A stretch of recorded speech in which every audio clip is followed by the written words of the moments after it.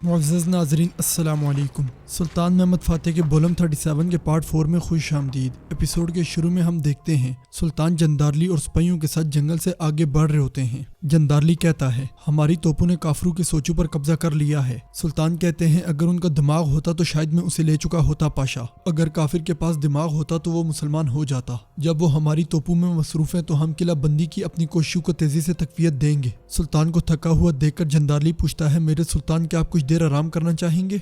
सुल्तान कहते हैं यह आराम करने का वक्त नहीं है लाला। जवाबन जंदारली कहता है मैं आपकी आंखों में नींद को देख रहा हूँ। मैं जानता हूँ कि हमारी जंग का हर लम्हा कीमती है, लेकिन अगर आप थक जाते हैं और गिर जाते हैं तो यह हमारे लिए मुश्किल वक्त होगा। सुल्तान कहते हैं अगर मैं गिर गया तो आप मुझे मजबूती से थाम लीजिएगा पाशा। मैंने आपको इसलिए तो वज़ीर-ए-आज़म नहीं बनाया। ये कहते और सुनते साथ ही वो दोनों आगे बढ़ जाते हैं। दूसरी तरफ कुस्तुनतुनिया में सुल्तान को खबर भेजने के लिए दिमित्री एक कबूतर में खत डाल देता है, मगर कबूतर हवा में उड़ते साथ ही तीर का निशाना बन जाता है। अगले ही लम्हे फ्रांसिस्को के सिपाही दिमित्री को चारों अतराफ से घेर लेते हैं। फ्रांसिस्को और जावी भी वहां आ जाते हैं। सिपाहियों को देखकर दिमित्री कहता है तुम्हारी जुर्रत कैसे हुई मेरे खिलाफ तलवार उठाने की? मैं शहंशाह का भाई हूँ, हथियारों को नीचे रखो। फ्रांसिस्को आगे बढ़कर कबूतर के पांव से गिरने वाला खत उठा लेता है। वो खत को खोलकर पढ़ता है तो उसमें लिखा होता है सुल्तान महमद 2 जंगी दस्ते कालाग्रोस और रोमानोस दरवाजे से उस्मानी फौज पर हमला करेंगे। ये रूम के लिए एक तबाह कुन जंग है, फौज को चुकन्ना रहना चाहिए। खत पढ़ते साथ ही फ्रांसिस्को कहता है इस गद्दार को पकड़ लो। हुक्म मिलते ही सिपाही दिमित्री को काबू कर लेते हैं। फ्रांसिस्को जैसे ही उसके पास आता है दिमित्री कहता है तुम्हारी जुर्रत कैसे हुई मेरे खिलाफ तलवार उठाने की? ये हक तुम्हें किसने दिया?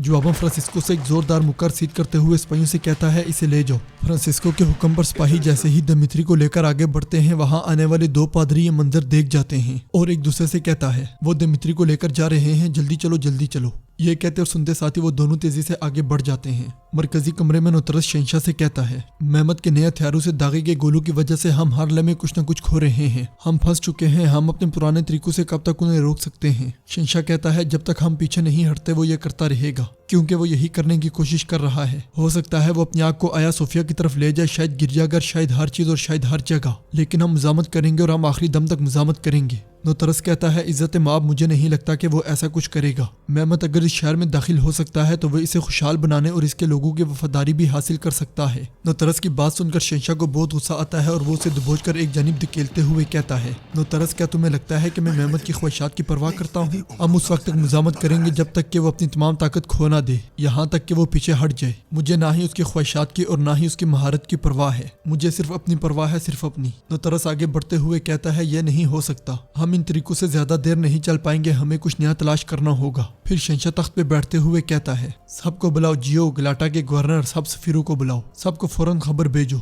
ये सुनकर नुतरस कहता है ये इससे भी ज्यादा पागलपन है। हम अपने शहर को बेड़ियों से बचा रहे हैं मगर इसे गिद्दू के हवाले कर रहे हैं। शहंशाह गुस्से से चिल्लाते हुए कहता है जो मैंने कहा वो करो। ना सिर्फ ये बल्कि 12 की पूरी कौंसिल को जमा किया जाएगा और वहाँ इस मामले पर बात की जाएगी। खबरदार कोको को खबर देना ना भूलना। वहाँ मौजूद पिलितानो पूछता है क्या दान फ्रांसिस्को भी इसमें शामिल होगा इज्जत माप? शहंशाह कहता है मैंने फ्रांसिस्को को एक बहुत अहम वजीफा दिया है। फ्रांसिस्को जब वो काम कर लेगा तो हमारे साथ कौंसिल में शामिल हो जाएगा। दूसरी तरफ बहादुर बे और जगनोस पाशा सिपाहियों से खुदाई करवा रहे होते हैं। बहादुर बे कहते हैं ये सूरत हाल है पाशा, हमने अगर मंजीनीक बनाई है तो इसे खलीज तक ले जाना आसान नहीं होगा। जगनोस पाशा पूछते हैं कि इस मसले का कोई हल नहीं? बहादुर बे कहते हैं है पाशा, लेकिन इसमें बहुत वक्त लगेगा। सबसे पहले आबी गुजरगाहों की निशानदेही की जानी चाहिए, जो दलदल वाली जगह हैं उन्हें बंद कर देना चाहिए। ये सुनकर जगनोस पाशा पूछते हैं क्या हम मंजीनीकों को दूसरे रास्ते से नहीं ले जा सकते? बहादुर बे कहते हैं ये मुमकिन है पाशा, लेकिन दूसरा रास्ता ज्यादा सख्त और ज्यादा घने जंगल वाला है। हम अगर उसका इंतखाब करेंगे तो हमें मजीद 10 दिन लगेंगे। बहादुर बे की बात सुनकर जगनोस पाशा परेशान होते हुए कहते हैं हमें कोई हल तलाश करना होगा पाशा, कोई और रास्ता जरूर होगा। इसी लम्हे उन्हें उस जगह से धमाका सुनाई देता है जहाँ सुल्तान ने बैरी जहाज बनाने का हुक्म दे रखा है। धमाके की आवाज सुनते साथ ही वो दोनों चौंक जाते हैं और उठने वाले धुएं की जानिब दौड़ पड़ते हैं। कुस्तुनतुनिया में फ्रांसिस्को दिमित्री को लिए हुए आगे बढ़ रहा होता है। दिमित्री चिल्लाते हुए कहता है मुझे छोड़ दो, तुम इस शहर में मेरे साथ ऐसा सलूक नहीं कर सकते। जवाबन जान ग्रांट उसे दबोचते हुए कहता है तुम एक गद्दार हो और अब तुम अपनी गद्दारी की कीमत चुकाओगे। इसी लम्हे पादरी बहुत से लोगों के साथ वहां आ जाते हैं जो नारे लगा रहे होते हैं दिमित्री को छोड़ दो, दिमित्री को छोड़ दो। वहाँ आने वाला एक शख्स जैसे ही हमला करने के लिए फ्रांसिस्को की जानिब बढ़ता है, फ्रांसिस्को से एक जोरदार मुक्कर सीध करके जमीन पे पटक देता है। फिर तलवार बेनियाम करते हुए कहता है, मेरी बात गौर से सुनो, गद्दारी की सजा सबको मालूम है। अगर किसी में हिम्मत है तो मेरे सामने आए और इसे लेने की कोशिश करे। फौरन पीछे हटो वरना तुम सब इसकी कीमत अदा करोगे। लोग डर के पीछे हट जाते हैं और सिपाही दिमित्री को वहाँ से ले जाते हैं। दूसरी तरफ जहाज बनने वाली जगह पर ड्रमों के दरमियान में धमाका होने की वजह से अफरा तफरी मची होती है। सिपाही आग बुझाने की कोशिश में मसरूफ होते हैं, साथ में जख्मियों की मदद भी कर रहे होते हैं। जगनोस पाशा और बहादुर बे भी भागते भागते वहां पहुंच जाते हैं।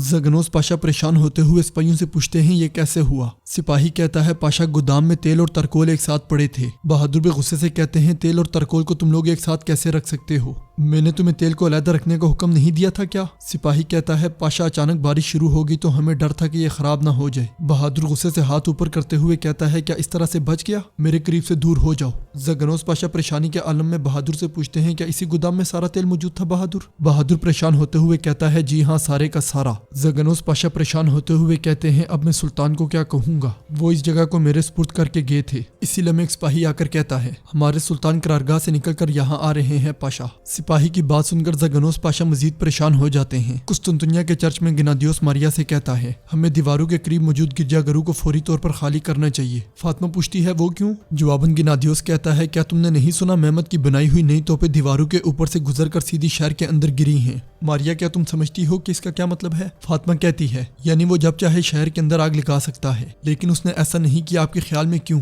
गिनादियोस कहता है, शायद उसने अच्छी तरह से हिसाब नहीं लगाया, लेकिन शहर को तबाह होने में देर नहीं लगेगी, चलो हमें जल्दी करनी होगी। फातिमा कहती है, आपके ख्याल में दीवारों के पीछे मौजूद दुश्मनों को मारने की सलाहियत रखने वाला वो मेहमत, वो इसका सही हिसाब नहीं लगा पाया क्या? फातिमा की बात सुनकर पादरी कहता है, मेहमत इस शहर को तबाह नहीं करना चाहता, क्या तुम्हें इसका यकीन है? फातिमा कहती है, मैं सिर्फ इतना मानती हूँ कि हम अपनी गलतियों और गुनाहों का बदला चुकाते हैं, इससे ज्यादा कुछ नहीं। ये सुनकर गिनादियोस पूछता है, कौन सी गलतियां और कौन से गुनाह तुम क्या कह रही हो मारिया? फातिमा के जवाब देने से पहले ही वहां आने वाला पादरी गिनादियोस से कहता है, गिनादियोस कुस्तुनतिनोस के भाई दिमित्री को लतीनियों की वजह से जिंदान में डाल दिया गया है, सुना है कि उसे फांसी दी जाएगी। ये सुनकर फातिमा परेशान होते हुए कहती है, मैं अपने गुनाह कह रही थी जनाब। दूसरी तरफ शहंशाह का दीवान लगा होता है। शहंशाह के बुलाए गए तमाम लोग वहां मौजूद होते हैं। सुल्तानी फौज की तरफ से बरसाए गए गोलों की आवाजें सुनकर वहां मौजूद लोग खौफजदा दिखाई देते हैं। शहंशाह कहता है, रोम की दीवारों पर फेंके गए ये गोले कल तुम्हारे शहरों पर गिरेंगे। वेंस के दानिशमंद गवर्नर जेरुला मुबारतो, अगोरा कौंसिल के मुअज़्ज़ज़ नुमाइंदे पेत्रो, जिनेवा से बहादुर जंगजू कोकवा लेस्ता, हमारे तमाम वफादार साथियों, मेरी दावत को ना ठुकराकर यहाँ आने के लिए मैं आप सबका मशकूर हूँ। फिर कोकोवालेस्ता खड़े होकर कहता है, शहंशाह सलामत, अपनी तलवारों से इस शहर की खिदमत करना हमारे लिए एजाज की बात है। साथ ही गलाटा का हुक्मरान जियो वहां पहुंच जाता है। शहंशाह उसे खुशामदीद कहता है और वो भी बाकियों के साथ वहां बैठ जाता है। शहंशाह मजीद कहता है, अब तक हम मेहमत के तमाम हमलों को कामयाबी से पसपा करते आए हैं, लेकिन इस बार सब कुछ बिल्कुल मुख्तलिफ है। वहाँ मौजूद मुबारतो पूछता है, यानी कि आप दोबारा हमारी मदद मांग रहे हैं? शहंशाह कहता है, बिल्कुल, लेकिन सिर्फ मेरे शहर के लिए नहीं। मेहमत इस बार नहीं रुकेगा और अगर हम मुत्तहिद नहीं हुए तो। मुबारतो उसकी बात मुकम्मल होने से पहले ही कहता है, आप हमारे इस कदर ज्यादा कर्जदार हैं कि आप वो कर्ज अदा नहीं कर सकते। ये जंग हमारी जंग नहीं है। शहंशाह कहता है, रोम कभी किसी का शहर भी नहीं था, आप ये अच्छी तरह से जानते हैं। मुबारतो, आप हम पर अपनी सारी दौलत के मकरूज हैं। मुबारतो कहता है, अगर आपके पास हमें अदा करने के लिए सोना नहीं है तो पुराने खातों की किताबें खोलने का कोई फायदा नहीं। ये कहते साथ ही वो उठकर जाने लगता है तो शहंशाह उसके सामने आ खड़ा होता है और अपने ताज में से कीमती मोती निकालकर उसके हाथ में रख देता है। फिर कहता है, ये और आया सोफिया में मौजूद बाकी जवाहरात, तख्त की जीनत बनने वाला आलीशान सोना, मेरे पास आपको देने के लिए इन चीजों के सिवा कुछ नहीं है, लेकिन मैं वादा जरूर कर सकता हूँ। आप हमारे साथ हैं क्या? शहंशाह की बात सुनकर सब लोग कहते हैं, हम आपके साथ हैं, हम आपके साथ हैं। कोको खड़े होकर कहता है, हमारे लिए लड़ने से बड़ा कोई एजाज नहीं है जनाब आली। फिर जो खड़े होकर कहता है, मैं जो जानता हूँ वो बहुत अनमोल है। जो की बात सुनकर सब लोग चौंक जाते हैं, सबकी नजरें उसके चेहरे पर ठहर जाती हैं। दूसरी तरफ सुल्तान तेजी से बहादुर और जगनोस पाशा के पास पहुंचते हैं। दोनों को परेशान देखकर सुल्तान आगे बढ़ते हुए कहते हैं, ये निगाहें अच्छी अलामत नहीं है। फिर आगे बढ़कर पूछते हैं, काम क्यों रुक गया लाला? जगनोस पाशा कहते हैं, तेल का अंबार मेरे सुल्तान, बारिश की वजह से तेल के तमाम बैरल अंबार में रखे गए थे, मगर वहाँ धमाका हो गया। सुल्तान परेशान होते हुए कहते हैं, मैंने ये जगह आपके हवाले की लाला। जगनोस पाशा कहते हैं, मैं जानता हूँ मेरे सुल्तान। फिर सुल्तान बहादुर बे से कहते हैं, करीब आओ बहादुर बे, मुझे बताओ जब आग और बारूद मिलेंगे तो क्या होगा? कुछ भी नहीं। हाँ, ये आप नहीं जानते थे क्या? हमारे पास अब कितना तेल बचा है? जवाबन बहादुर भी डरते हुए कहते हैं, सारे बैरल उड़ गए मेरे सुल्तान। अगर आप चाहें तो हम आपकी सल्तनत के तमाम हिस्सों में पैगाम भेज देते हैं। फौरी तौर पर तेल के काफिले रवाना हो जाएंगे। सुल्तान गुस्से से कहते हैं, काफिलों को यहाँ पहुँचने में कितना वक्त लगेगा बहादुर? जंदारली कहता है, मेरे सुल्तान बहादुर भी ठीक कह रहे हैं, इंतजार करने से बेहतर है कि। मगर सुल्तान उसकी बात मुकम्मल होने से पहले ही उसे रोक देते हैं। जगनोस पाशा कहते हैं, मेरे सुल्तान जब तक जहाजों की तामीर हो रही है हम हर तरफ खबर पहुंचा देते हैं। 2 रातों के अंदर या ज्यादा से ज्यादा 3 रातों के अंदर तेल आ चुका होगा। सुल्तान गुस्से से गरजते हुए कहते हैं, आपके ख्याल में जहाजों को मुकम्मल होने में कितना वक्त लगेगा जगनोस? ज्यादा से ज्यादा 2 दिन, सिर्फ 2 दिन। जंदारली कहता है, मेरे सुल्तान 2 दिन में इतने जहाजों की तामीर मुकम्मल करना मुमकिन नहीं। सुल्तान गरजते हुए कहते हैं, मुमकिन है, मुमकिन है, मुकम्मल हो जाएगी। अगर यकीन रखे तो जरूर तैयार होंगे। यकीन नहीं करेंगे तो 2 साल में भी तैयार नहीं हो सकते। हम जियो काफिर पर कब तक भरोसा करते रहेंगे? मुझे बताओ, क्या वो काफिर इतनी देर इंतजार करेगा? ये कहते साथ ही सुल्तान शदीद गुस्से में वहां से आगे बढ़ जाते हैं। नाजरीन, इसके साथ ही एपिसोड का इख्तिताम होता है। उम्मीद करते हैं आपको वीडियो पसंद आएगी। वीडियो पसंद आए तो वीडियो को लाइक करें, चैनल को सब्सक्राइब करें और बेल आइकन पर लाजमी क्लिक करें। मिलते हैं इंशाल्लाह अगली वीडियो में। अल्लाह नगेबान।